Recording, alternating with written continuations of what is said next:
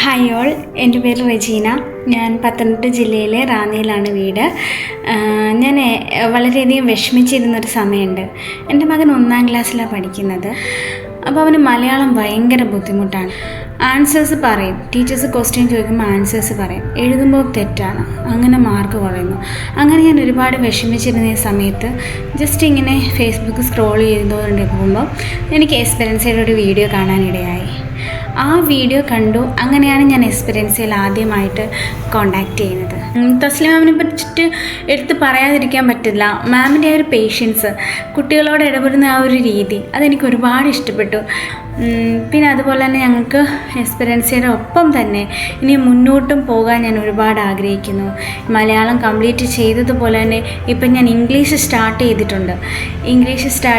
ഇംഗ്ലീഷും അവൻ അതുപോലെ തന്നെ ടീച്ചർ പറയുന്നത് പഠിക്കാനും ടീച്ചർ പറയുന്നത് പോലെ വായിക്കാനും എല്ലാം അവൻ ശ്രമിക്കുന്നുണ്ട്. അത് കഴിഞ്ഞിട്ട് ഇനി ഹിന്ദിയുടെ ക്ലാസ് കൊടുക്കണം. അങ്ങനെ എസ്പെറൻസയോടൊപ്പം തന്നെ അവൻ്റെ ക്ലാസ് അവനൊന്ന് ലെവലാകുന്നവരെ എസ്പെറൻസയോടൊപ്പം തന്നെ നിൽക്കാനാണ് എൻ്റെ തീരുമാനം. എസ്പെറൻസയ്ക്ക് എൻ്റെ കുഞ്ഞിൻ്റെ ഒരുപാട് നന്ദി അറിയിക്കുന്നുണ്ട്. കാരണം അവനിന്ന് ഒരുപാട് വ്യത്യാസമുണ്ട്.